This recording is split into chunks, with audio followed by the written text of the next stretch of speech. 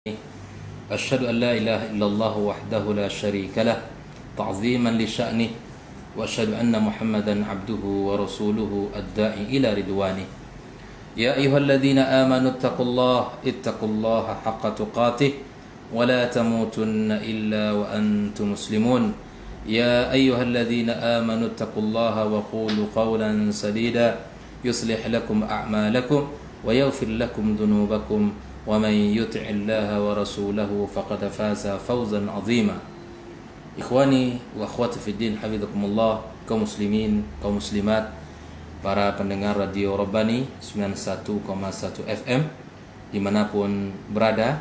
Alhamdulillah, setinggi puji dan sedalam syukur kita ucapkan kepada Allah Subhanahu wa taala pada pagi yang penuh berkah ini, di hari yang indah ini, pada saat rahmat Allah bercucuran turun kepada kita, maka kita tetap semangat dan diberikan kemudahan oleh Allah di dalam menuntut ilmu, tafaqquh fid din, dan berbekal di dalam kehidupan kita menujunya. Salah satu bekal yang patut untuk kita cari di dalam kehidupan kita adalah menimba dan berbekal ilmu, ya, sebagaimana Allah Subhanahu wa taala perintahkan kepada Nabi kita alaihi salatu wassalam untuk selalu meminta kepadanya ilmu. Wa qur rabbi zidni ilma, itulah perintah Allah kepada Rasul kita alaihi salatu wassalam, katakanlah, wahai Rabbku, tambahkan kepadaku ilmu. Bahkan Nabi kita alaihi salatu wassalam pun memberikan kepada kita panduan agar kita dilimpahkan oleh Allah, diberikan oleh Allah nikmat ilmu. Maka Nabi di dalam doanya mengatakan, Allahumma alimna ma yanfa'una wanfa'na bima 'allamtana wa zidna ilmah. Kemudian Nabi juga mengatakan, Allahumma inna nas'aluka ilman nafi'an wa rizqan thayyiban wa 'amalan mutaqabbala. Mudah-mudahan Allah menjadikan ilmu sebagai ilmu yang bermanfaat, ya, cahaya di dalam kegelapan, ya, pemandu di dalam kehidupan. Kemudian kita bersalawat kepada Rasulullah sallallahu alaihi wasallam, Nabi kita yang mulia, qudwah di dalam segala hal dan contoh di dalam kehidupan dalam ketaatan kepada Allah Subhanahu wa taala. Kita berharap salat dan salam tersambung kepada keluarganya yang mulia dan sahabat-sahabatnya yang setia kepada Rasulullah sallallahu alaihi wasallam dan seluruh kaum muslimin yang meniti jalan sunnahnya sampai hari kiamat kelak. Kembali pagi ini kita duduk dalam kajian kaidah-kaidah Al-Quran di dalam kehidupan. Pagi ini kita akan membaca sebuah firman Allah di dalam surat Al-Qasas ayat 26. Allah Subhanahu wa taala katakan, Inna khaira man ista'jartal qawiyyul amin. Sesungguhnya orang-orang yang terbaik yang engkau ambil sebagai pekerja adalah orang yang kuat dan dipercaya. Saya ulangi, sesungguhnya orang yang terbaik yang engkau ambil sebagai pekerja adalah orang yang kuat dan dapat dipercaya. Hadhihi qa'idatun minal qawa'idil qur'aniyatil muhakkamah fi abwabil muamalati wal alaqati bainan nas. Kaidah ini merupakan kaidah yang agung, kaidah yang terkait dengan muamalah kita di dalam kehidupan serta hubungan kita di antara sesama manusia. Ya, kaidah yang mulia ini Allah sebutkan dalam kisah Musa alaihi salam dengan sahibi Madian, dengan penduduk Madian, dengan orang Madian, di mana di dalam surat Al-Qasas Allah Subhanahu wa taala gambarkan kisah ini. Ketika orang tersebut tidak sanggup untuk mencari air, lalu kemudian kedua putrinya keluar untuk mencari air minum untuk ternak-ternaknya. Hanya saja kedua putri ini harus menjauh dari kerumunan orang ramai, sehingga setelah selesai orang-orang yang mengambil air, lalulah kemudian dia baru bisa mengambil dan bisa melaksanakan tugasnya. Namun pada saat tersebut, ya, Nabi Musa alaihissalam, seorang nabi yang mulia, yang penuh dengan kasih sayang, penuh dengan perhatian, melihat ada dua wanita yang sedang berada di kerumunan orang-orang laki-laki. Lalu kemudian, ya, mereka tidak bisa mengambil air kecuali setelah semuanya selesai melaksanakan tugasnya. Nabi Musa alaihissalam seorang nabi yang memiliki muru'ah, ya, memiliki harga diri yang sangat luar biasa dan karisma yang sangat luar biasa, ya, terdorong untuk membantu mereka berdua melaksanakan tugas yang telah diperintahkan oleh ayahnya. Lalu kemudian Nabi Musa alaihissalam, ya, membantu kedua putri itu untuk mengambilkan airnya.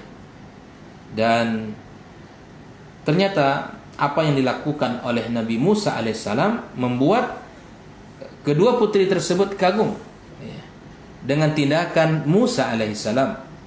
Lalu keduanya pulang ke rumah dan menceritakan kepada ayahnya, ya, tentang kejadian tersebut. Maka orang tua itu pun mengirim salah satu putrinya untuk memanggil Musa alaihissalam. Ketika Musa sudah datang dan menceritakan kisah yang dialaminya, maka salah seorang putrinya yang tahu bahwa bapaknya tidak bisa melakukan tugas yang harus dikerjakan seorang laki-laki, maka dia berucap kepada ayahnya dengan ucapan, inna khaira man ista'jarta al-qawiyul amin.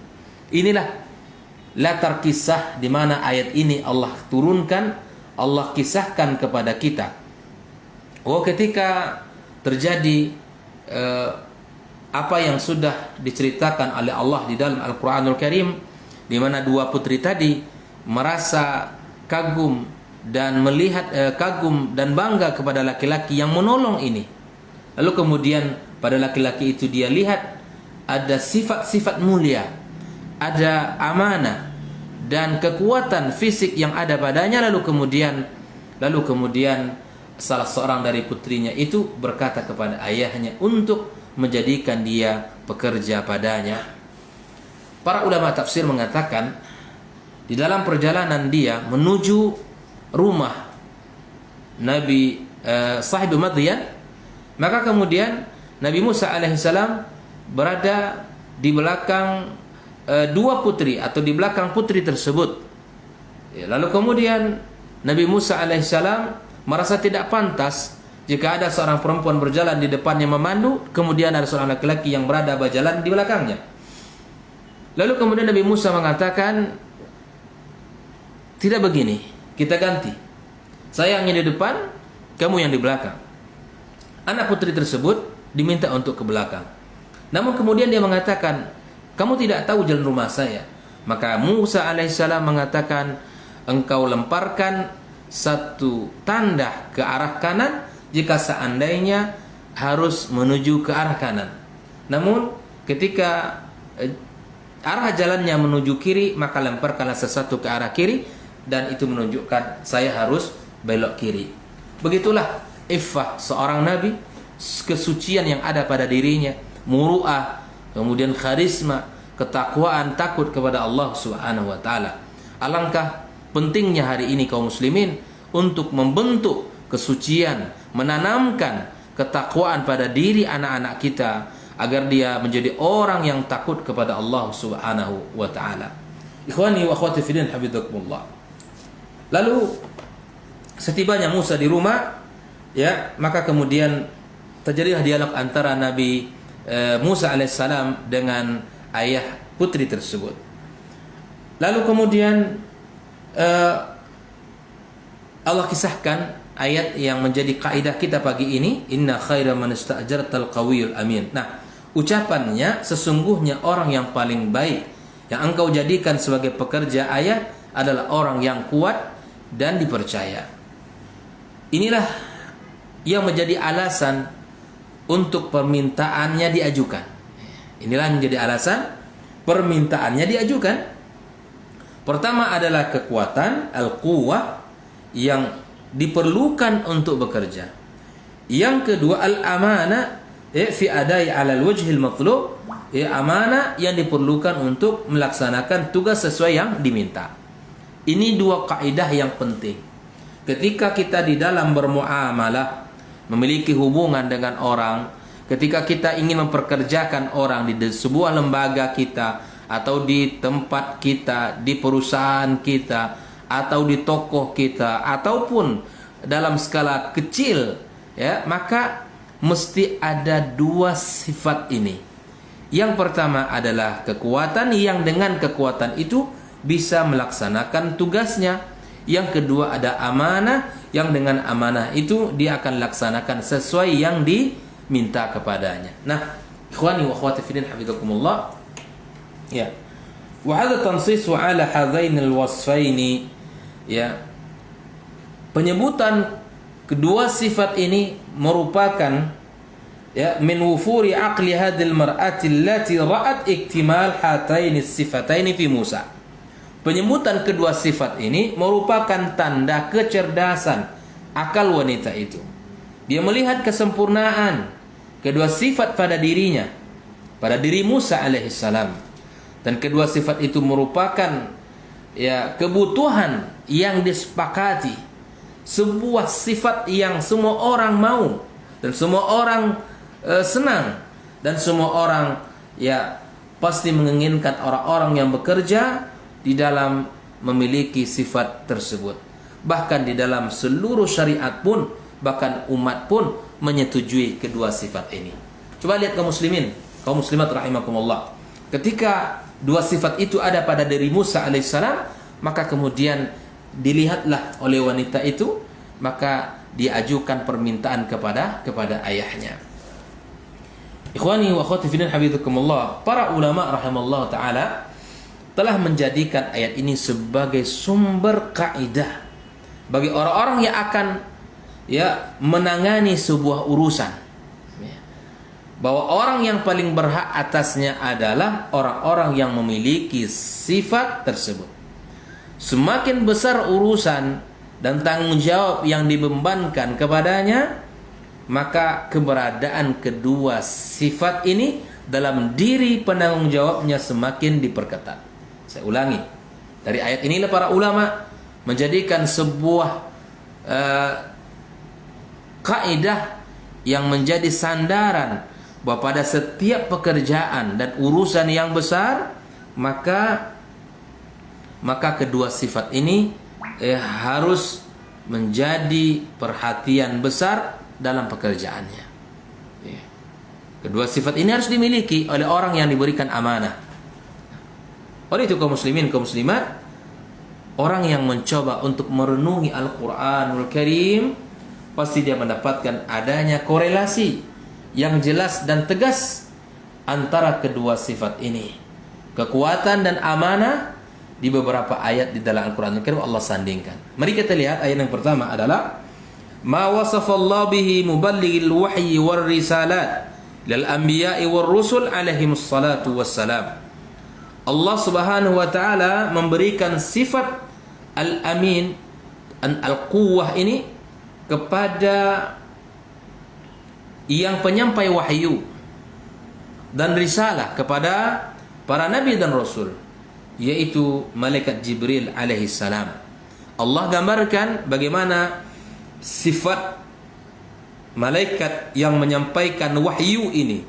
Allah katakan dalam sebuah ayatnya, innahu laqaulu rasulin karim. Sesungguhnya Al-Quran itu benar-benar firman Allah Subhanahu wa taala, ya, yang dibawa oleh utusan yang mulia, ya, Rasulin Karim, yang dibawa oleh utusan yang mulia yaitu Jibril alaihissalam. Dzi quwwatin inda dzil arsy makin, yang memiliki kuwah, yang memiliki kekuatan. Ya, makanya di antara kelebihan malaikat Jibril adalah malaikat yang memiliki kekuatan yang luar biasa, yang memiliki kekuatan yang luar biasa. dzi quwwatin 'inda dzil 'arsy makin, memiliki kedudukan yang tinggi di sisi Allah Subhanahu wa taala. Ya, sang pemilik arasy. Muta'in thamma amin, yang di sana di dalam malaikat itu ditaati. Ya, ditaati dan dipercaya. Coba lihat kaum muslimin bagaimana Allah menggambarkan kekuatan dan amanah itu ada pada diri Jibril alaihi salam. Dua sifat ini adalah saling talazum, saling ada korelasinya, baik itu secara jelas maupun tegas. Allah gambarkan bagaimana sifat, bahwa Jibril memiliki sifat ini, makanya dia layak sebagai penyampai wahyu kepada para nabi dan rasul. Bukankah tugas menyampaikan wahyu itu adalah mulia? Bukankah tugas menyampaikan wahyu itu berat? Maka setiap kali tugas itu terdapat di dalamnya kemuliaan dan tanggung jawab yang besar, maka di saat itu pula lah pengemban dan orang yang diberikan tugas harus memiliki sifat kekuatan, yang memiliki kekuatan serta memiliki amanah yang luar biasa. Ikhwani wa akhwati fiddin, mari kita lihat kata para ulama, fanzur kam wasfan wasafallahu bihi hadzal rasulil malaki al-karim. Berapa sifat yang Allah berikan pada Jibril alaihissalam? Min dzalika wasfahu bil quwwati wal amanah. Di antaranya Allah sifati dengan sifat quwwah dan amanah. Wa huwa min a'zami anasirin najahi wal kamali, yaitu merupakan unsur yang paling besar untuk sebuah keberhasilan dan kesempurnaan fi man yuaddi amalan minal a'mal. Dalam menyelesaikan tugas mulia dan berat itu harus dimiliki sifat kekuatan dan amanah. Ada sebuah pelajaran mahal untuk kita kaum muslimin. Ketika kita memulai sebuah tugas, ya, sebuah lembaga atau sebuah usaha, yang harus dimiliki oleh setiap orang yang ikut adalah memiliki amanah, sifat amanah, dan memiliki sifat kekuatan. Kekuatan diperlukan untuk menyelesaikan tugasnya. Amanah diperlukan untuk melakukan sesuai yang diminta. Ya. Kalau orangnya ketika bergabung memiliki dua sifat ini, tetapi dia belum bisa atau belum mengetahui banyak ilmunya, maka kekurangan itu bisa diajarkan. Paham ya? Ketika seseorang mulai melakukan sebuah tugas yang mana dia tidak memiliki keilmuan yang cukup dalam bidangnya, ya, tetapi dia memiliki kelebihan dengan amanah dan kekuatan tadi, maka kemudian ini pantas untuk kita dahulukan. Ya. Ada dua orang misalnya di dalam sebuah melaksanakan tugas, yang satu amanah, yang satu amanah dan kuat, tetapi dia belum memiliki banyak ilmu dalam bidangnya. Katakanlah bahasa ini belum begitu ahli. Yang satu ahli, tetapi tidak amanah dan tidak kuat. Maka yang kita pilih adalah orang yang memiliki sifat amanah dan memiliki kekuatan, walaupun dia tidak memiliki ilmu yang sempurna. Karena Islam mengajarkan kita untuk memiliki ini. Islam mengajarkan kita untuk mendahulukan dua sifat ini. Karena kekurangan ilmu bisa dipelajari, bisa diajarkan asal dia mau. Tetapi ketika amanah tidak ada dalam dirinya dan ketika kekuatan itu hilang, maka semua akan rusak. Ibarat orang punya ilmu, dia tidak amanah, maka dia akan bisa menyelewengkan amanah yang diberikan kepadanya. Atau dia punya ilmu tetapi dia tidak punya kekuatan, maka kemudian ya dia akan bisa lemah di dalam melaksanakan tugasnya. Oleh itu ikhwani, ternyata sifat al-quwah dan amanah adalah sifat yang Allah berikan kepada Jibril alaihissalam. Contoh kedua di dalam Al-Quranul Karim sebagai pelajaran untuk kita bersama adalah kisah Nabi Yusuf alaihissalam ketika ya beliau diamanahkan. Ketika datang kepada raja, dia mengatakan, ij'alni ala khazainil ardi inni hafizun alim. Inni hafizun alim. Yusuf berkata kepada raja, jadikanlah aku bendahara negeri ini, negeri Mesir, karena sesungguhnya aku adalah orang yang pandai menjaga dan berpengetahuan. Dia minta kepada rajanya agar dijadikan bendahara negeri ini. Inni hafizun, pandai menjaga, hafiz. Orang yang pandai menjaga tentu adalah amanah. Alim, dan orang yang memiliki pengetahuan. Orang yang memiliki pengetahuan. Maksudnya di sini adalah hafizun lilladzi atawalla. Aku pandai menjaga urusan yang aku kelola, yang aku kerjakan, ya. Fala yadhi'u minhu syai'un fi ghairi mahallih. Tidak ada sesuatu pun yang terabaikan, terlalaikan karena tidak diletakkan pada tempatnya. Nabi Yusuf alaihissalam merasa bahwa dirinya memiliki kecakapan ini, ya. Wa dhabitun lid-dakhili wal kharij, alaikum bi kayfiyati tadbiri wal i'ta'i wal mana'. Kau juga faham tentang pendapatan masuk dan pendapatan dan pengeluaran, mengetahui bagaimana cara mengatur, bagaimana cara memberi, dan bagaimana cara melarang, ya. Wa tasarruf fi jami' anwa'i tasarrufat, serta bisa mengendalikan semua bentuk tindakan kekuasaan, ya. Walaysa zalika hirsan min Yusuf 'alal wilayah. Ingat, jangan pula ini menjadi alasan bagi kita hari ini ketika dia merasa cakap, memiliki kemampuan, ya, pandai menjaga dan berpengetahuan, maka dia ambisi untuk mendapatkan jabatan. Tidak. Tapi perlu kita ingat kata para ulama kita seperti dikatakan oleh Syekh Sa'di rahimahullah taala, walaita dzalika hirsan min Yusuf 'alal wilayah. Ini bukanlah ambisi Yusuf terhadap kepemimpinan. Wa innama huwa raghbatun fin naf'il 'am. Sungguh dia, ya, menginginkan manfaat itu untuk kemaslahatan umum. Bahwa Yusuf menginginkan kemaslahatan umum. Waqad arafa min nafsihi minal kafa'ati wal amanah wal hibzi ma lam yakunu ya'rifunahu.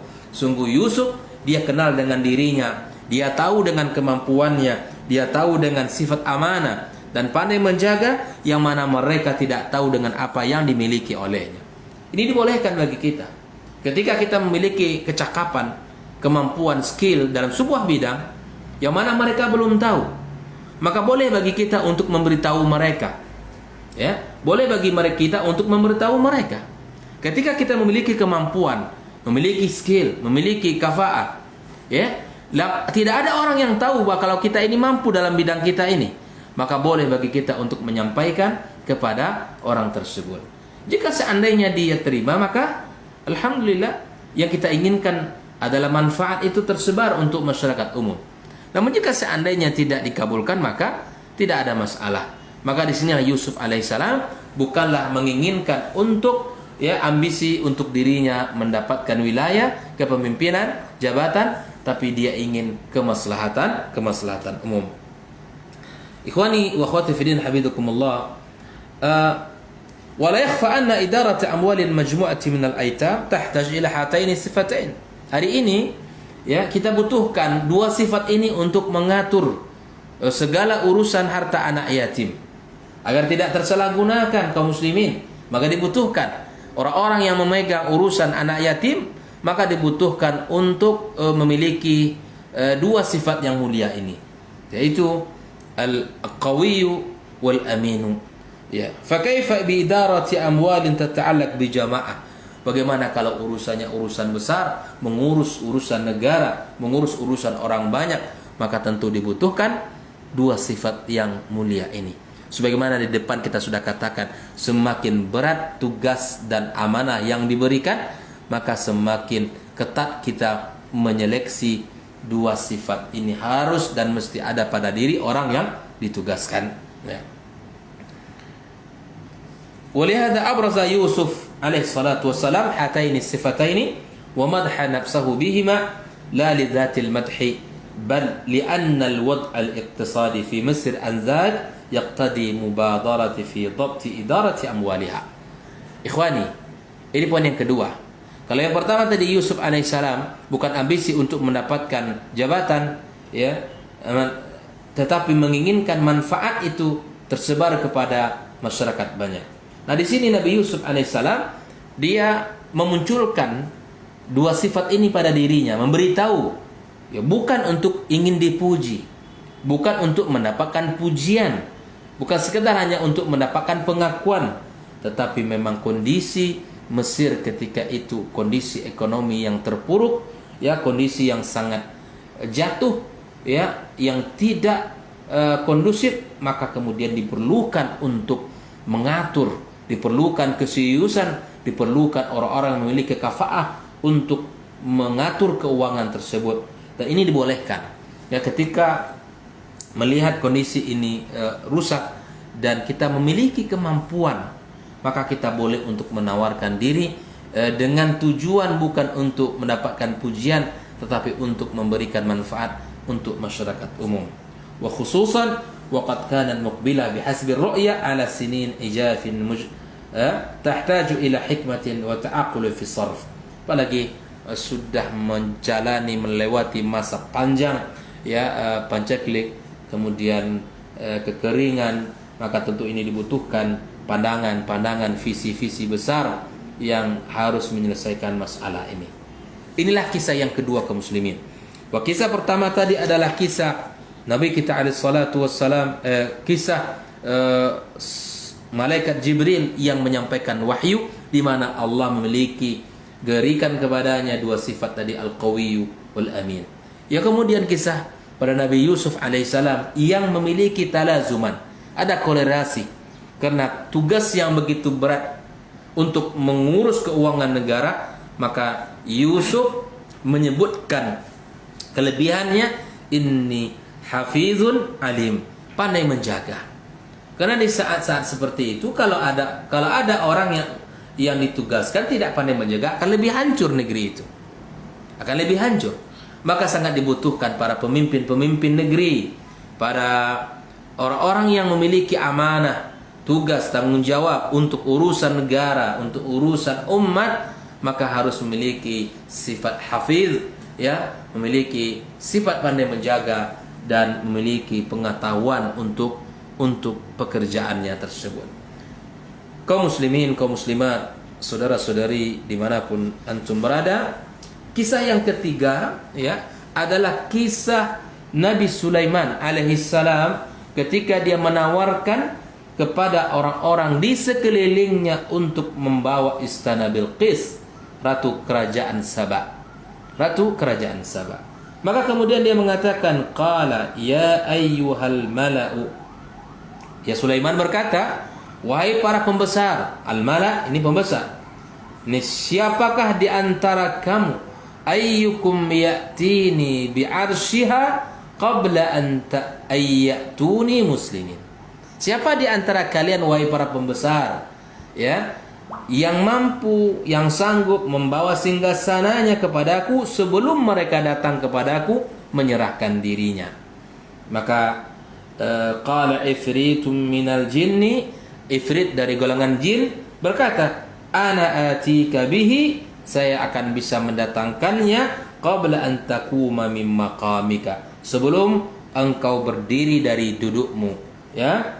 Wa inni alaihi laqawiyyun amin, dan sungguh aku kuat melakukannya dan dapat dipercaya. Ya, coba lihat, ya, inilah sebuah sikap, sebuah sifat yang mesti ada di dalam mengemban tugas yang luar biasa. Wa inni alaihi laqawiyyun amin. Ya. Oleh ikhwani wa akhwati fi din, hafizakumullah. Qala Syekhul Islam Ibn Taimiyah di dalam mengomentari ayat ini, ya, wa yanbaghi ay'arifal aslah fi kulli mansab. Seseorang harus mengetahui orang yang paling pantas untuk sebuah jabatan, ya. Fa innal wilayata laha ruknan, karena kekuasaan terhadap sebuah urusan itu memiliki dua pilar. Kekuasaan, ya, memiliki dua pilar, yaitu al-quwwatu, ya, wal amanah, yaitu kekuatan dan amanah. Sebagaimana Allah gambarkan dalam surat ini, dalam surat Qasas, inna khaira man ista'jartal qawiyyul amin. Ya, sesungguhnya orang yang paling baik untuk engkau pekerjakan adalah orang yang kuat dan amanah. Wal quwwatu fi kulli wilayati bihasabiha. Dia kuat untuk mengemban setiap wilayah yang ditugaskan sesuai dengan yang disampaikan.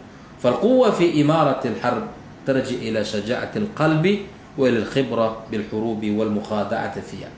Misalnya kekuatan di dalam berperang itu kembali kepada keberanian dan kepada pengalaman di dalam berperang yang mengatur strategi.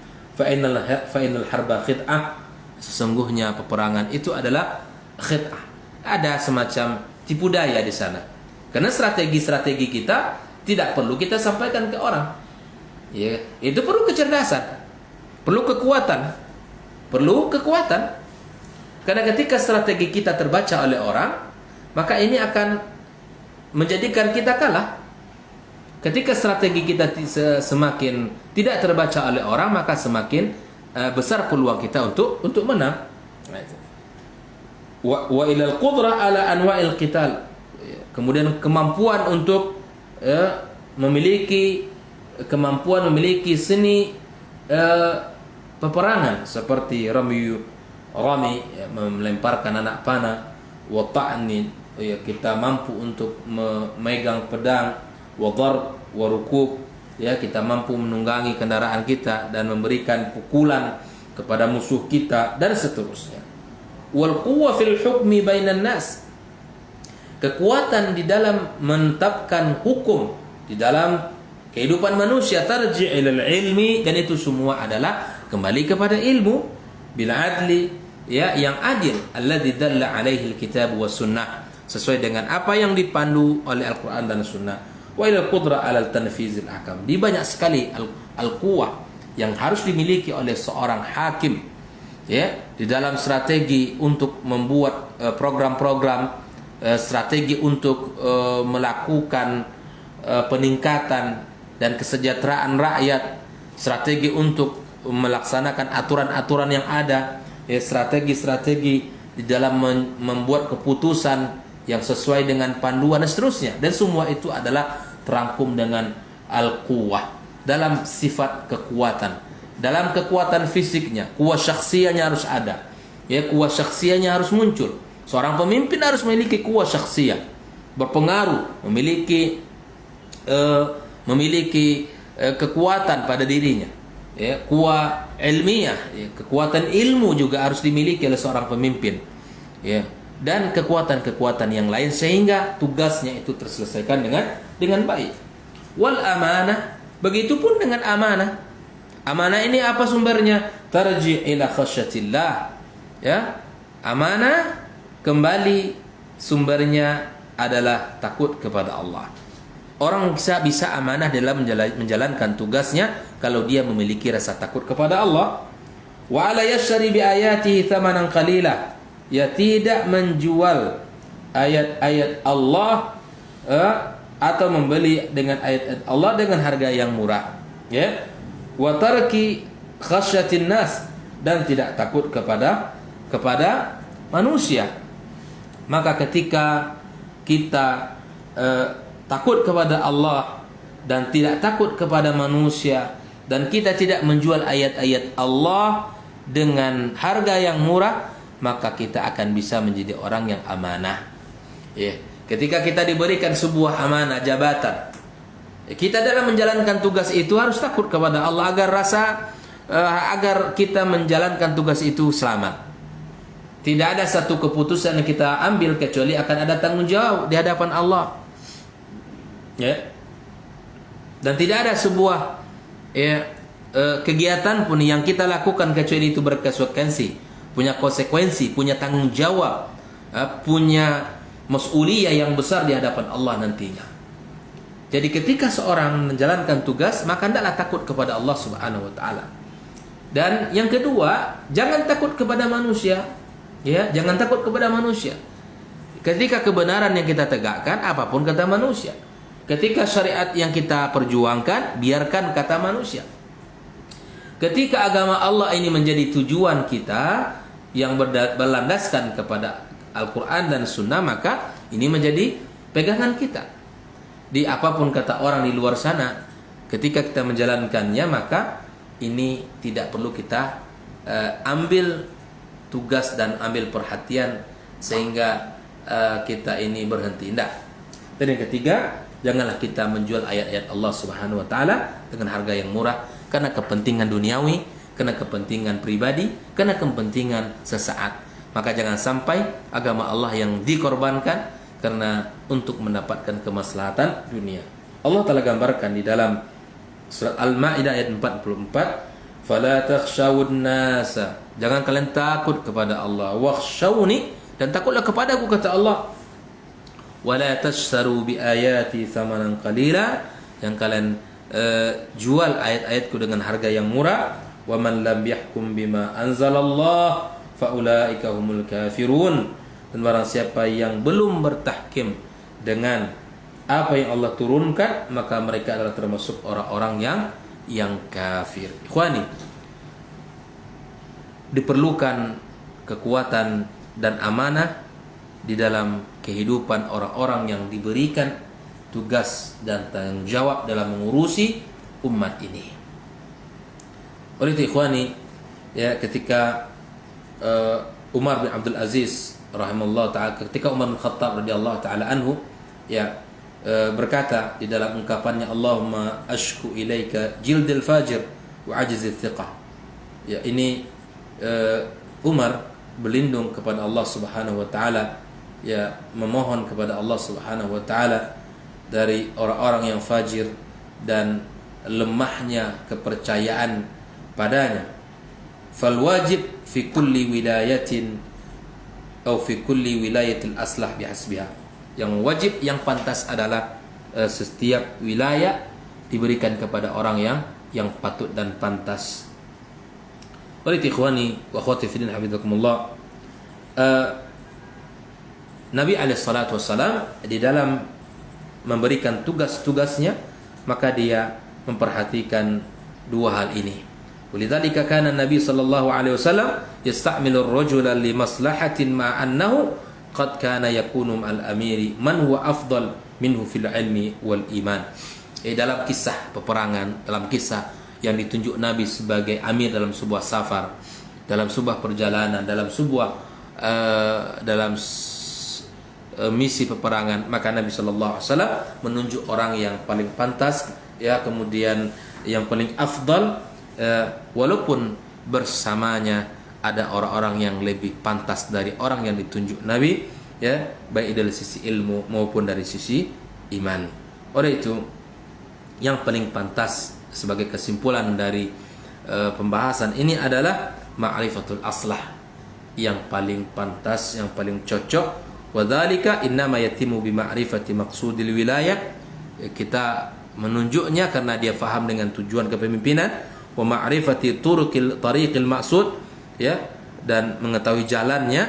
Fa idza urifatil maqasid wal wasail tammal amr. Andai dalam sebuah urusan telah diketahui tujuan dan wasilahnya, maka sempurnalah urusan tersebut. Oleh itu ikhwani, kita dalam menyelesaikan tugas-tugas kita diperlukan mengetahui, ya, al-maqasid dan mengetahui untuk wasilah yang mencapaikan, menjadikan kita sampai padanya. Jadi tahu dulu tujuan kita, kemudian kita tahu wasilah untuk mencapai tujuan-tujuan kita tadi.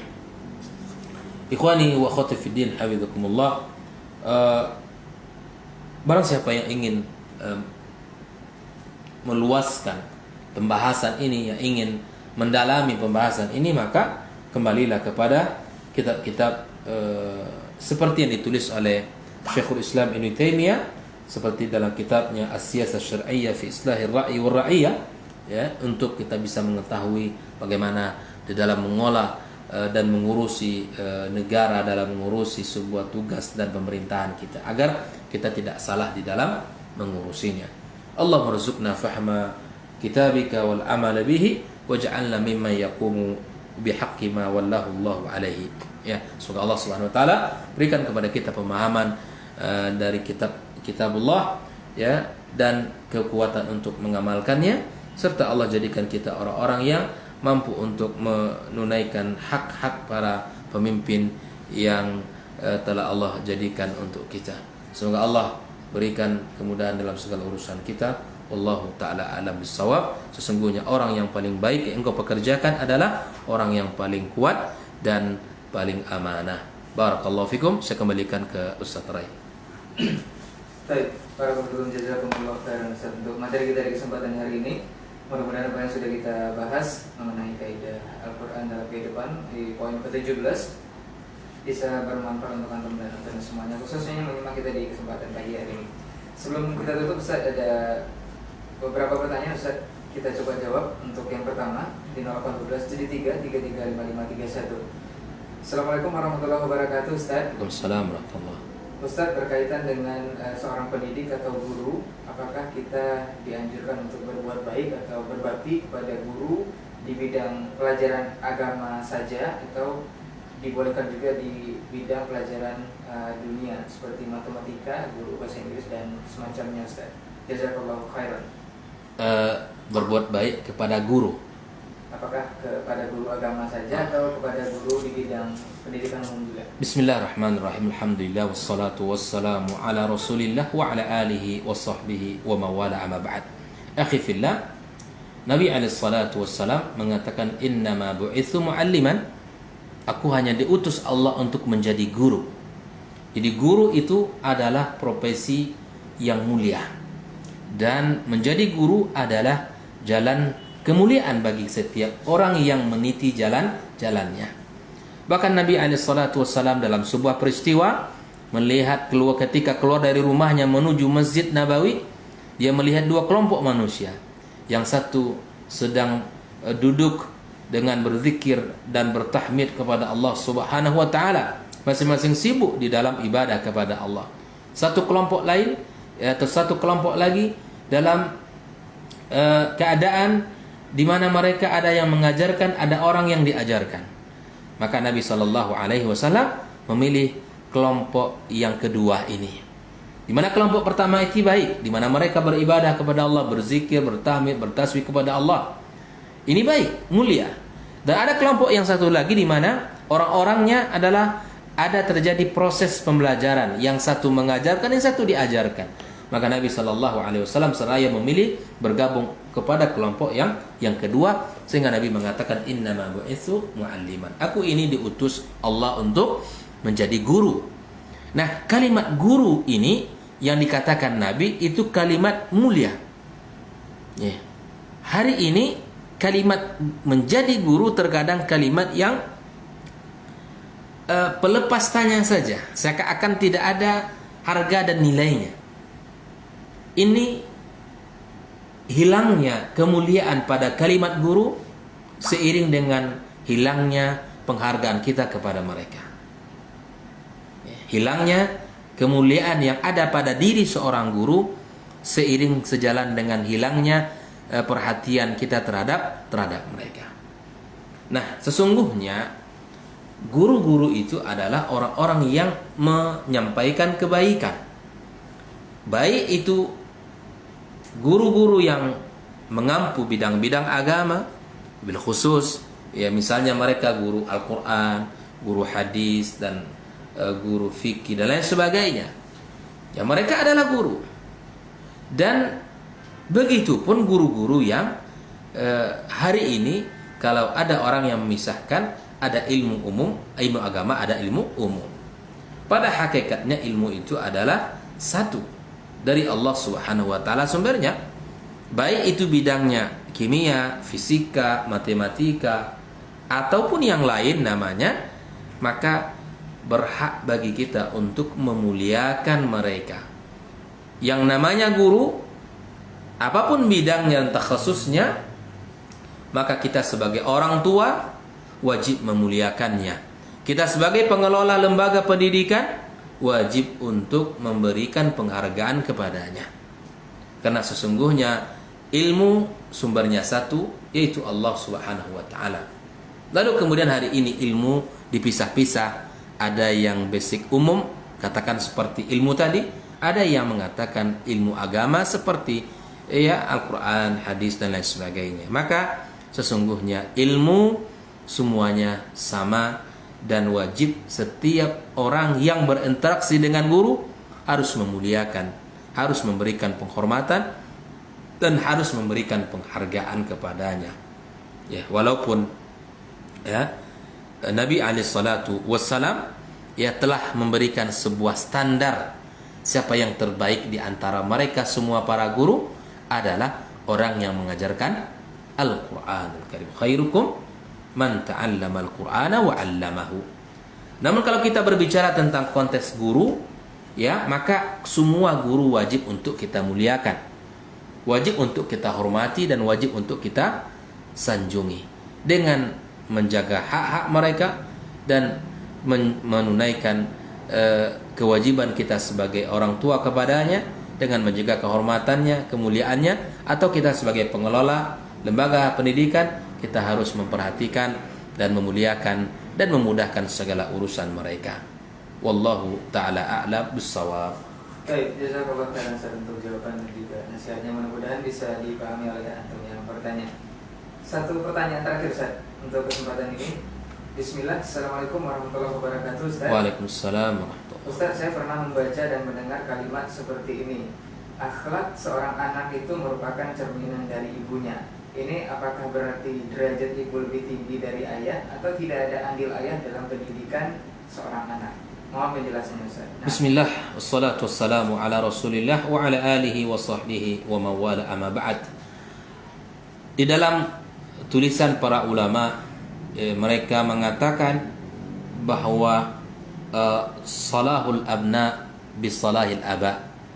Ya, kebaikan anak-anak itu tergantung dengan kebaikan orang tuanya. Bahwa penanaman, pencerminan, kebaikan, kemuliaan pada anak itu akan sangat bergantung kepada kebaikan dan kemuliaan orang tuanya. Artinya apa?